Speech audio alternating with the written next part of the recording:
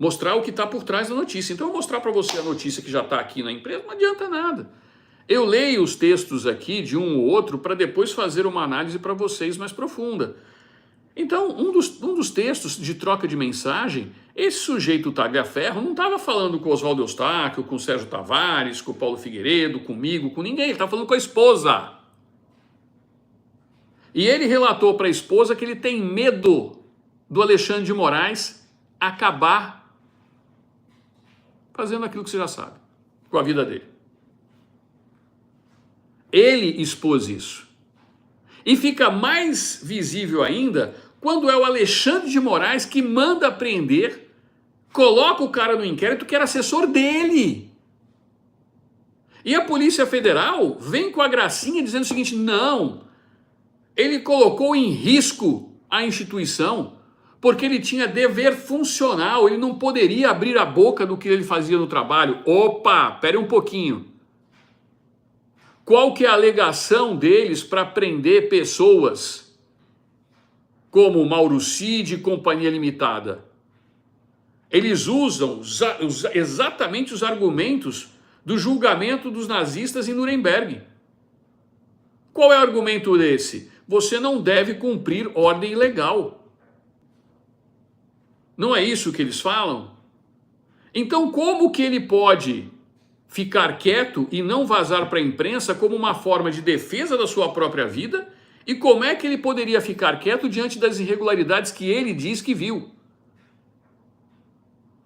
E quando eu falo isso, eu falo porque existem algumas coisas que agora eu já posso falar para vocês. O pessoal da nossa comunidade privada já sabe há mais de 2 meses. Eu vou fazer algumas perguntas aqui para vocês e vocês vão entender o porquê do nervosismo do ministro Alexandre de Moraes. A coisa está muito mais séria do que vocês imaginam, tá? Vamos lá. O ministro Alexandre de Moraes dá uma decisão para extraditar o Alan dos Santos. O governo americano vai lá e fala não. E não foi o Donald Trump, foi o Joe Biden. Não, ele está em solo americano, protegido pelas leis americanas. Aí a imprensa, quando assume o Donald Trump, olha, de direita, está acabando com o mundo, é a figura que vai acabar com o mundo. Aí o Elon Musk faz parte do governo Trump. Olha só, essas mídias sociais têm que ser reguladas. Olha o que aconteceu com uma menina. Olha o que e começam a bater em cima da regulamentação. Por quê? Porque são as redes sociais que metem medo neles. Acabou com o monopólio da comunicação. Muito bem. De repente, Oswaldo Eustáquio está em outro país, não nos Estados Unidos. Alguns fugiram para a Argentina. Ah, é o governo Milei de direita.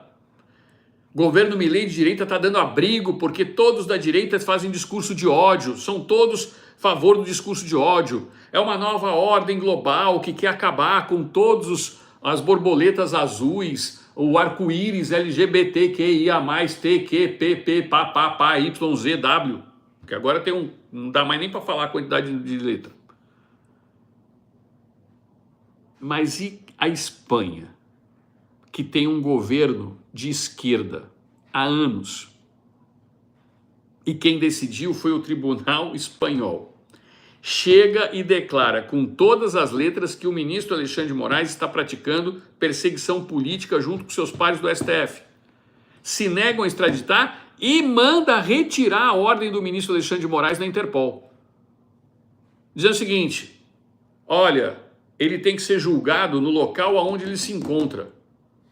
Então a ordem para a Interpol emanada pelo juiz Alexandre de Moraes tem que ser baixada agora. Tire ele da lista. As coisas começaram a mudar. E o mundo começou a observar que existe alguma coisa de errado. E começaram a investigar. A primeira foi a The Economist, que chegou à conclusão de que nós vivemos num estado de exceção.